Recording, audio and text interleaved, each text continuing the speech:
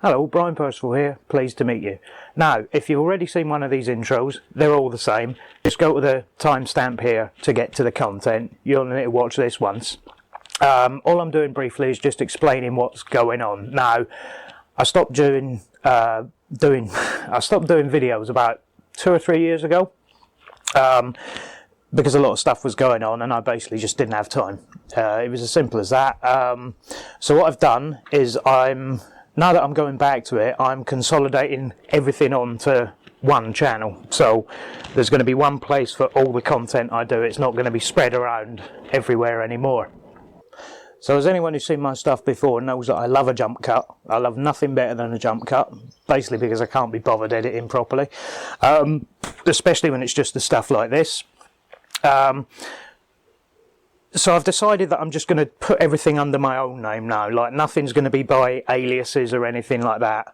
And mostly I've got fed up with the Pickled Onion Night channel because, well, why go under an alias? It's like people that have still got like a name they invented when they were at school, like Peter 512 or something like that. Get over it. Just going by my own name. But mostly it's because when I started the Pickled Onion Night channel, I thought it was a really clever and cool Final Fantasy reference, and it turns out that everyone now thinks it's a Game of Thrones reference. So that's annoyed me. So that's why that's going. So yeah, everything's basically just going to be moved across to the one stream. So everything I do is going to be in the one place. So if you like my stuff, this is the place to come. If you don't like my stuff, go somewhere else. I don't know what to tell you. With that in mind, I'm recording this little intro to go over the top, to be edited into the older stuff that I've done. Some of it has to be redone. That's just the way it is. Stuff moves forward in a couple of years, and some of the things aren't how they used to be. But some of it is perfectly fine to re-upload here. So I'm just putting this bit in at the beginning so that it looks completely seamless.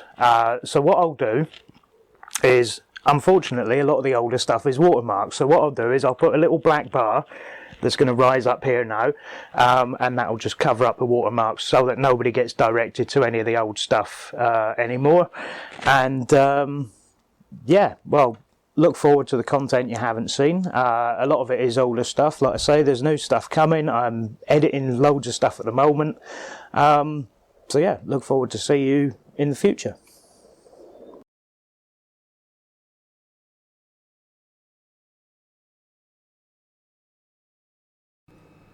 Right, so welcome to a video that I'm doing on stamp collecting. Now, hopefully this is going to be the first of many.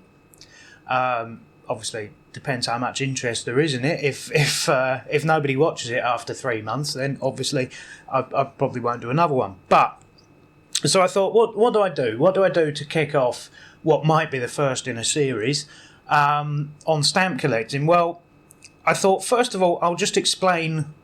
Because, stamp collecting is a massive hobby, and it encompasses an awful lot of things, and obviously multiple countries as well. So I thought I'll just explain first what it is that I actually collect. First of all, I collect presentation packs. I collect the United Kingdom presentation packs as issued by the Royal Mail, and that obviously goes from 1964. Well, technically not 1964, but I'm not going to get into the technicalities. But effectively it goes from 1964 until now. They still do them. They still release presentation packs all the time. So I collect them.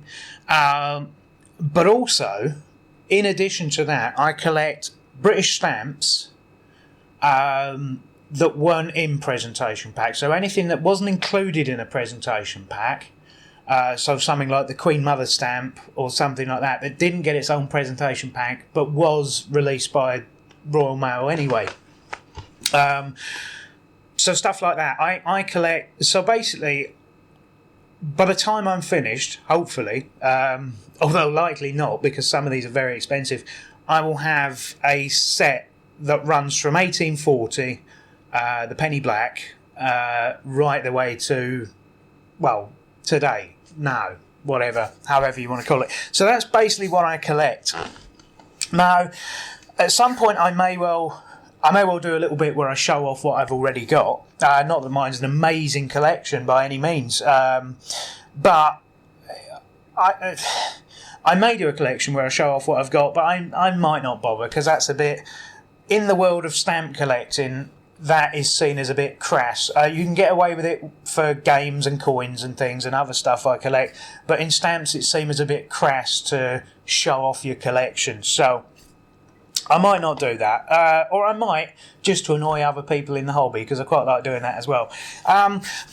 So anyway, aside from that, I thought where I'd start is I would give just a couple of tips on how to do it. Now, I don't really have any amazing tips for collecting presentation packs, because when they're obviously a fixed price, and pretty much the price is set on presentation packs by dealers and eBay and things like that.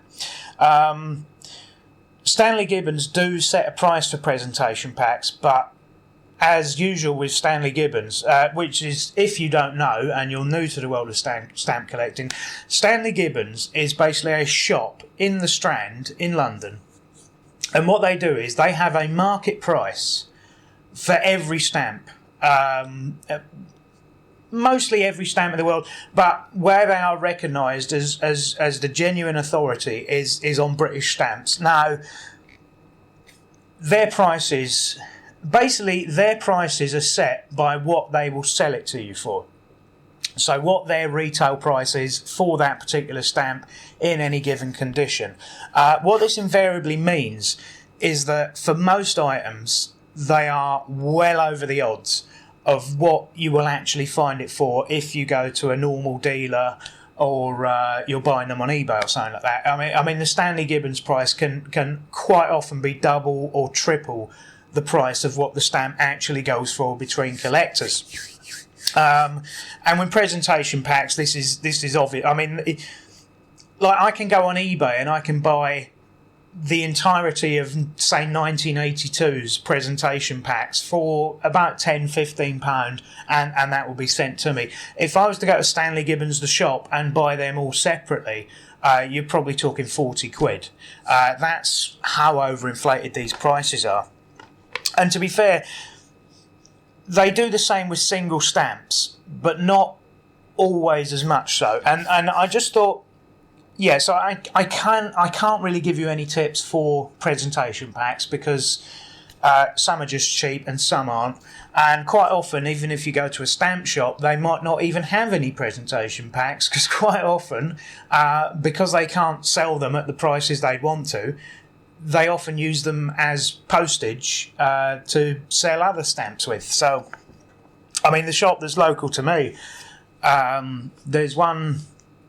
Actually, I'm not going to say where it is, because I don't want to do anyone down while doing any of these videos. But there is one local to me, and last time I went in there, he literally didn't have any presentation packs at all. And this is what he said to me. He said it's honestly not worth him keeping them, because they go for less quite often, especially the ones from the 80s and things like that. They will quite often sell for less. The market price he gets for them is less than, you know, him buying loads of postage stamps, because he can actually you can still use them as postage. So it's actually more worthwhile for him using them as postage and getting rid of them than keeping them in stock for 5-10 years than waiting for somebody to come in and buy them. So I can sort of understand it in a way. But anyway, so all I'm going to do is I'm going to give a couple of tips on how I managed to get how I managed to fill the other stamps that I got. So this is going from sort of 1840, which isn't true actually, because the oldest stamp I've got is from 1841. So this is going from the 1840s to about 19. Well, actually, well into the 90s, because lots of stuff that came out in the 90s and even in the 2000s, I think, didn't have presentation packs. So I'm just going to share a few tips on how I managed to do this and get the single stamps. Now, What I basically do when I go to buy stamps, and this goes for online as well, because there are so many, even just British stamps, there are so many, it's difficult remembering what you've got and what you haven't. So I go armed with this. This is I have all sheets here that I've printed off myself, and I do need to update this because the last time I did it was in 2015. And basically, I've ticked off. If you look there, I've ticked off the stuff I've got and the stuff I haven't. And this is the presentation packs one. This is the, and even then, even though I only did this 2 years ago, there's still stuff that should be on it that isn't. So I've had to write some in there, and things like that. And on the back, I've got specific ones that I was looking for that weren't official presentation packs. I've actually got these now, so I should have ticked them off, but I haven't. But the other sheets I go around with is these ones, and this is sort of so I know what I've got and what I haven't. And generally, what I do, actually, this is a good example here. So I have all the stamps that I'm looking for. And if I've got an example of the stamp, I just put a little line through it there. Do you see? Hang on. Yeah. The red one here, I just put a little line on the corner so that I know that I've got one example of that stamp. If it's got an M on it, then that's a mint condition. Well, it depends on what you... This is another thing that's a problem, is I term mint condition as the face is mint condition. Some people term it as it's still got the gum on the back as well. I think that for me, the face of the stamp is good enough. I don't need one that's still got the gum. I don't need one that's unused. I don't mind if it's used as long as the face is in mint condition. That's generally what I go for, especially with Victorian and Edwardian stamps, because you'll very often not find them in absolute, usable condition. But quite often you can find them with no markings on the face. So when I go to find stamps, I'm out armed with these in a bag, and I go around and I know what I need, I know what I want, and I cross them off as I buy them, as I find them. But actually, I hit upon, this was a couple of years ago, I hit upon a brilliant way of managing to get around some of the problems with stamp collecting, and that is stock books. Now, this is probably the only major tip that I'm going to have in this video, and I'm going to get to what I've done in a minute when I find the right page. Yeah, I'll leave it on that one because that illustrates what I'm doing. And it's stock books. Now, from time to time, and this is mostly off eBay. I'll tell you now, this is not from stamp dealers and doing swaps with anyone or anything like this. This is mostly on eBay. And what I've been doing, in order to fill up some of these older stamps, is I've been buying stock books on eBay. Now, these might come up because, maybe unfortunately somebody's relative has died and they don't know what to do with all this stuff that they've got, and they've just put it on eBay as is. And a lot of these will be sold as is. And they are just full of stuff. And like I say, I'll give you two examples. Now, these are probably the best examples of stock books I've bought off eBay. This is probably the one that was in the best condition. This is one that's not in great condition, but it'll do. Now, most of the ones I've bought were falling apart, so they've gone in the bin. Once they start to fall to bits, they're pretty much useful for nothing.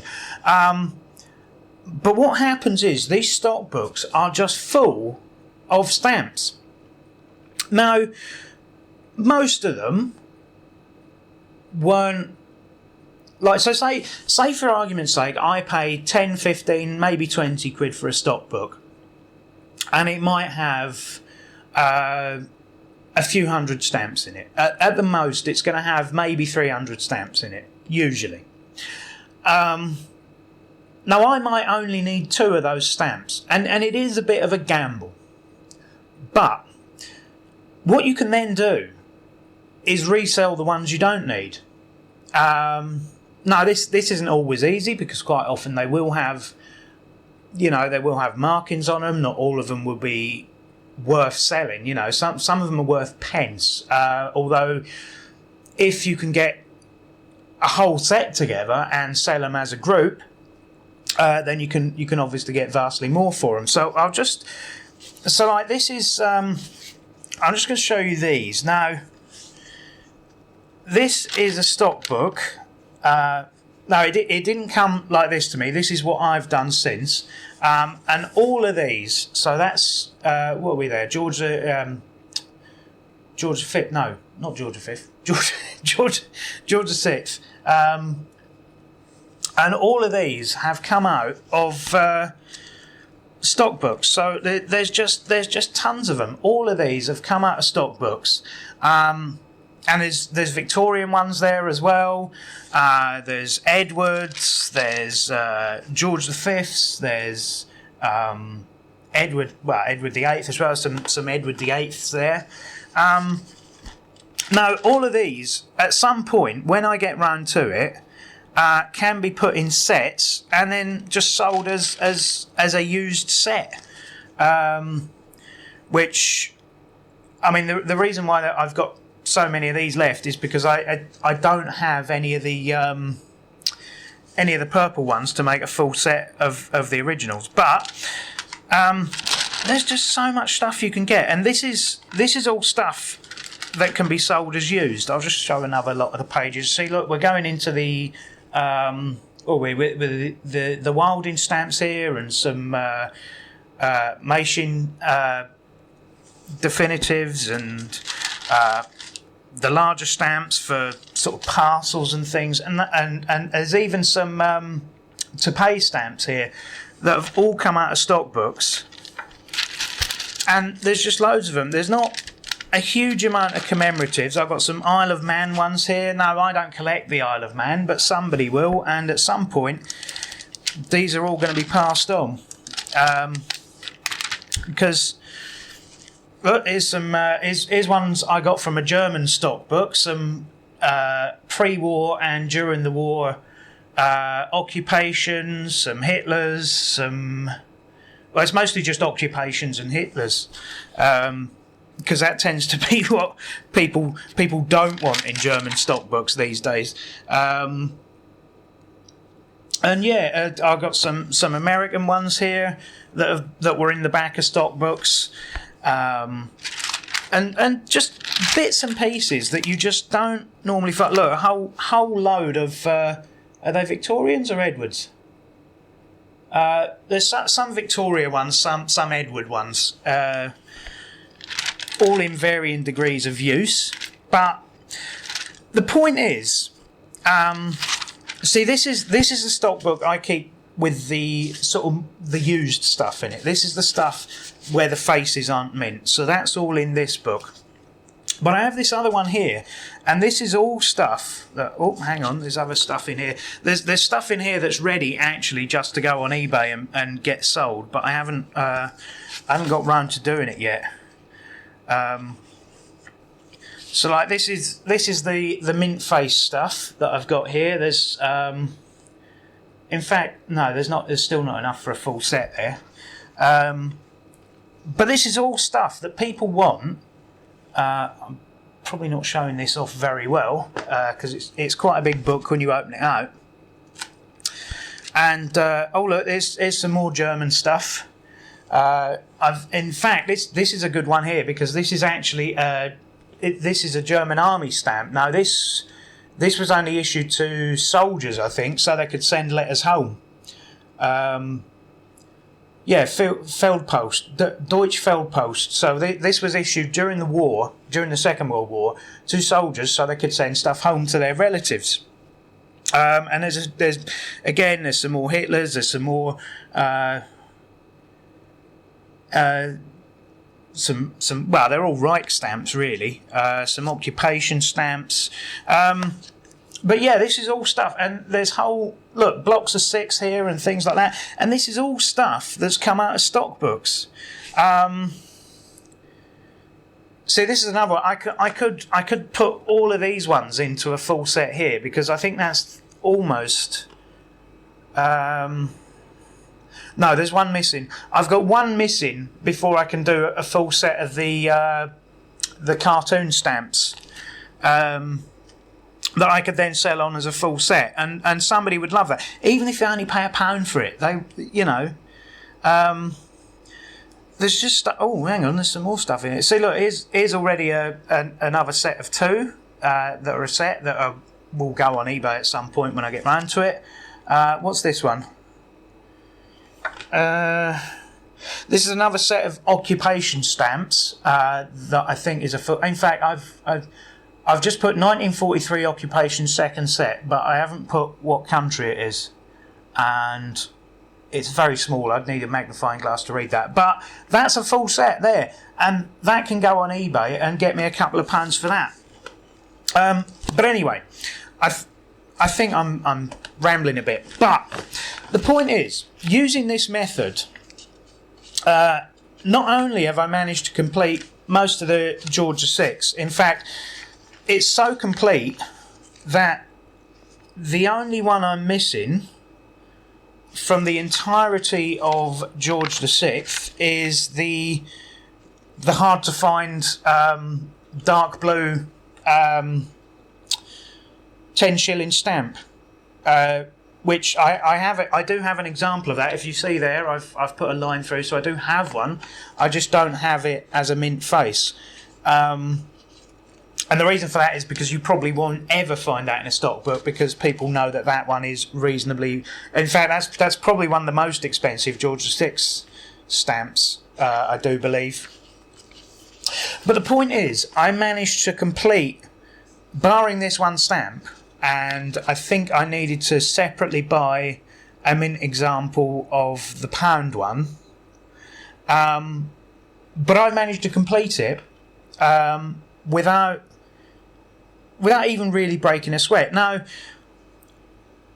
I know, as I've bought these stock books, so what I do is I buy the stock book, I take out what I need, and then I sell on as much to justify the cost of the stock book. So I know that, say I bought this for 15 quid, I know that the stamps that were in this book originally, I have sold at least 15 quid's worth of them.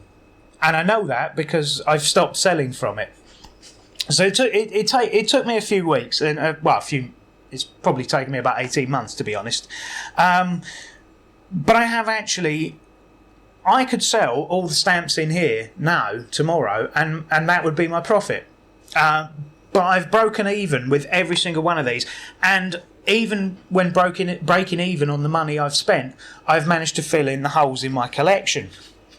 So that is basically my tip, and that was me sort of justifying my tip. And in fact, using the same method, apart from a few that I did have to buy separately, the only Queen Elizabeth II stamps I'm missing are the Waterloo castles. And again, although I did actually have 2 of these turn up in stock books. They're not mint examples. They have been used because obviously people in 1955, when they spent 5 shillings on a stamp, they were intent on using it.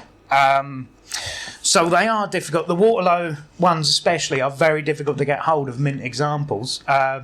So that might be a set that I will just never have because of that. But the point is, these books have broken even on what I spent for them. I've sold on quite a lot of the stamps. I've traded quite a few of them, to be fair, as well. And that would be my tip, basically. If you're collecting like I'm collecting, and especially when it comes to George VI and Elizabeth II, and in some cases even some George V, I've had quite a few. Quite a few of my Victorian stamps have come from stock books, especially the Jubilee ones. So I think I've got what?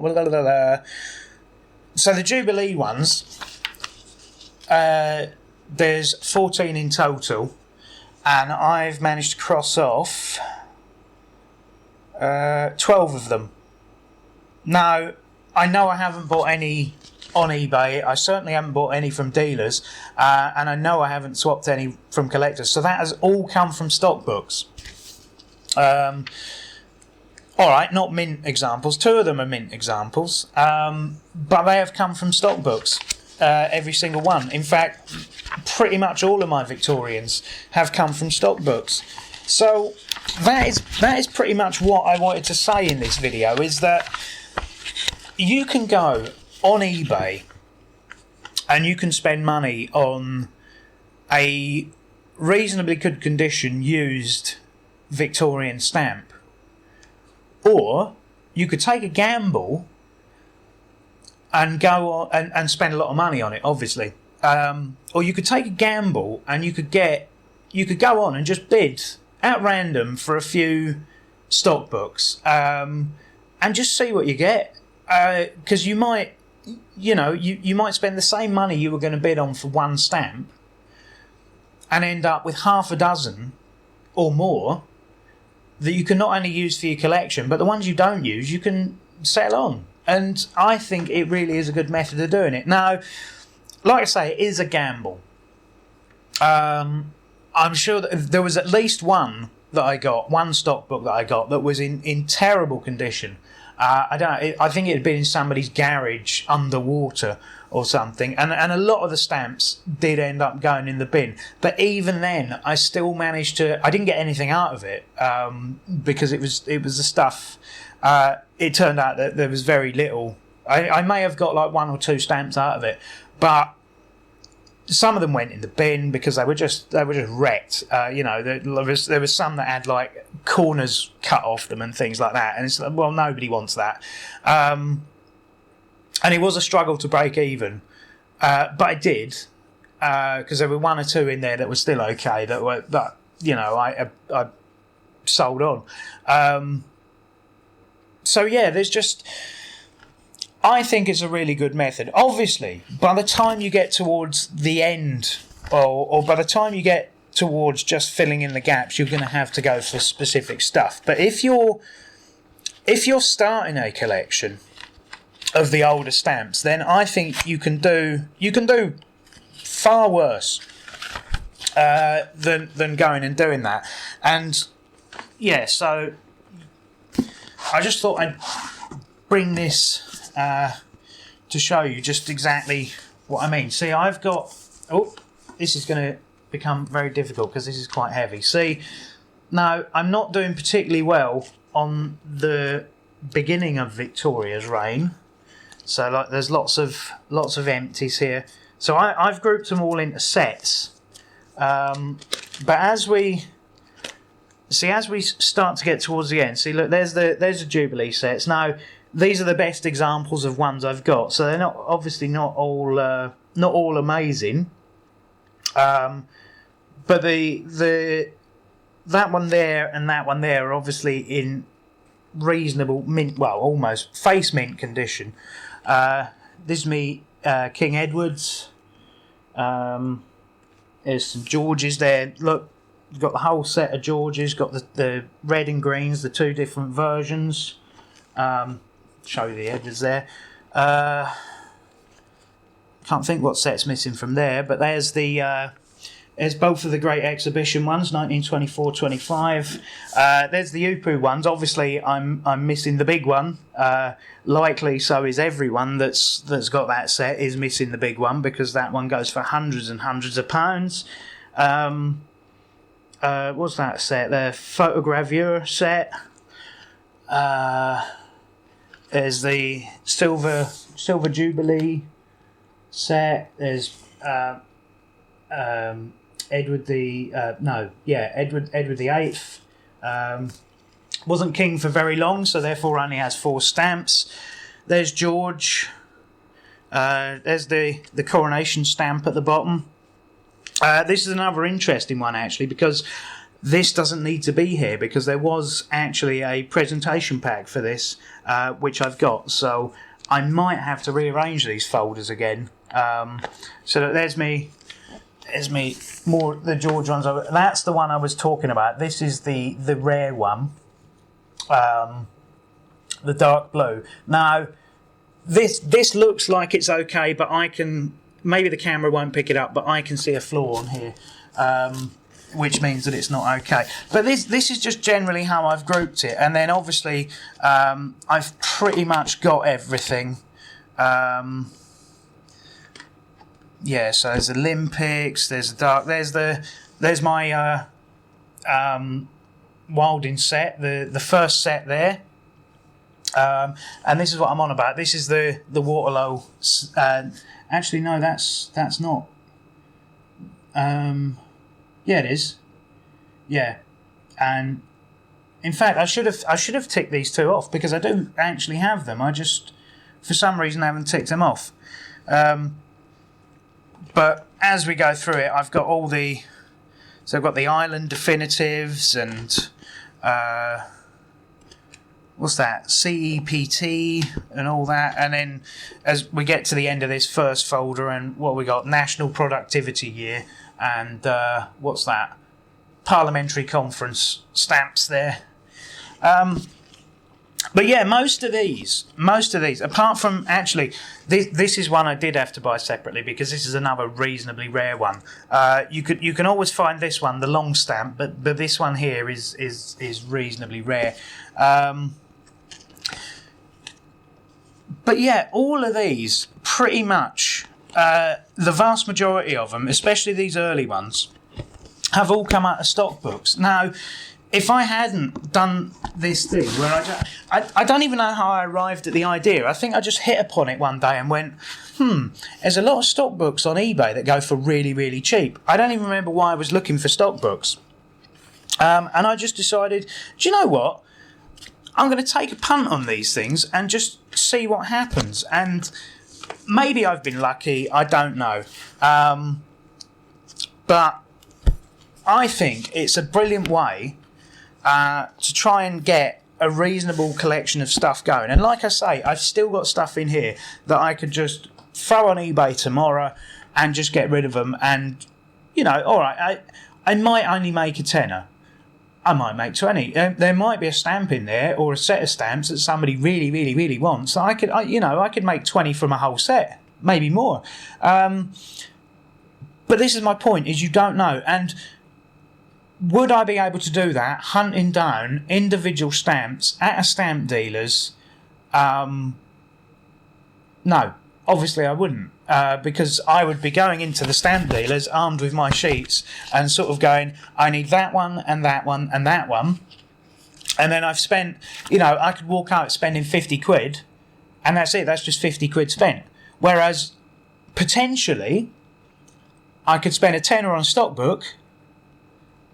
I'm not going to end up with that one, and that one, but I might end up with a different 3 or 4 or half a dozen stamps that I do need.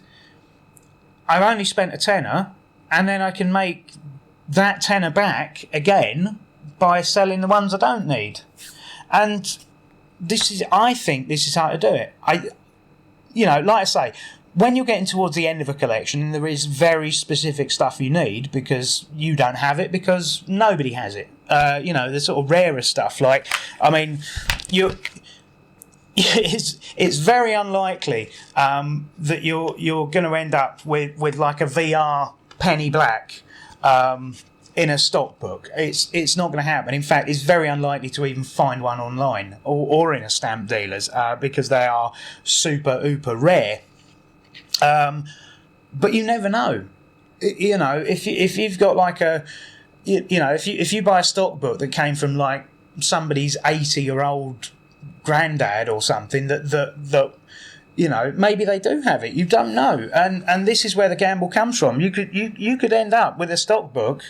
Oh, it's unlikely to happen because people know about penny blacks and things like that. And I dare say if somebody finds a stock book that's entirely full of different Victorian stamps, they'll probably take it to a proper valuer. But, like I say, it's not unusual to find maybe 20 or 30 different Victorian stamps or Edwardian stamps that you can just go, actually, yes, I do need about a dozen of these, and the ones that I don't need, I can, flog on. So that's basically it. That is basically what I had to get out there, that there is a way to get cheaper stamps, and it doesn't involve...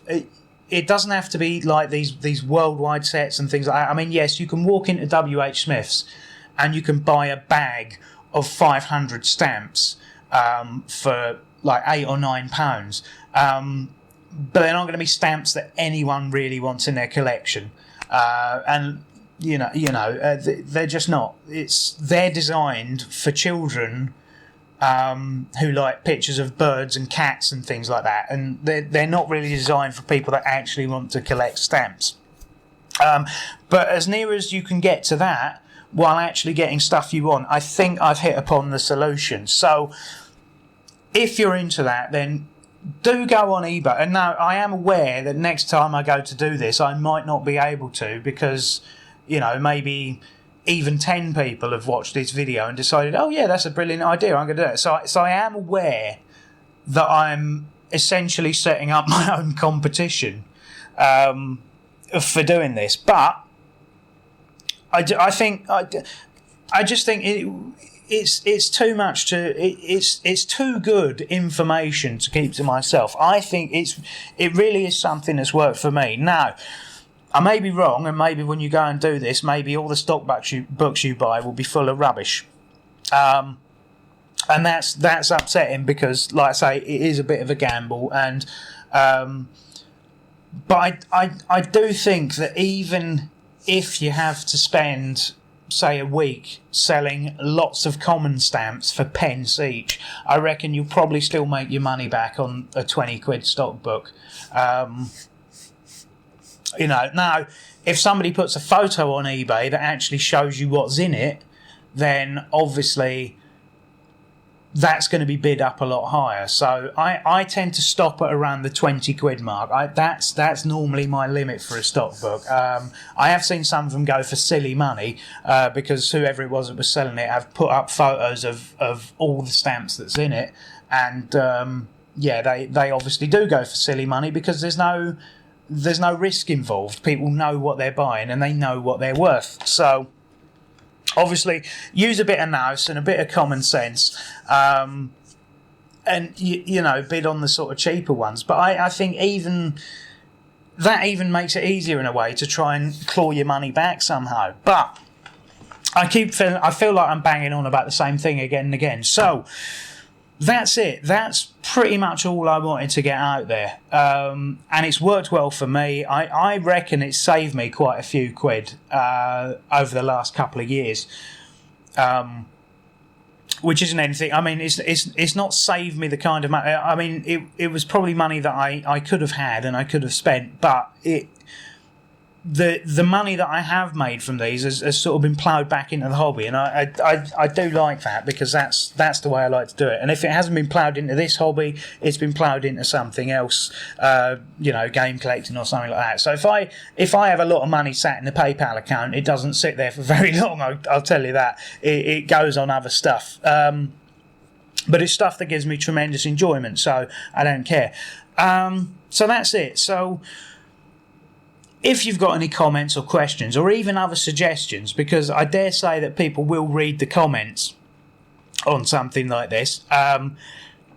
So if you have a suggestion on how to do this, then do write something in the comments, because it won't just be me that sees it. It will be somebody that has clicked on this in order to get suggestions on how to help them complete their collection, because that's really what everyone's in it for, isn't it? Is to complete the collection. Nobody likes an unfinished collection. So if you do have tips, bearing in mind it's not just me that will see them, it's people that have watched this specifically in order to get tips. So your stuff will be there too, and you can feel proud that you've helped somebody.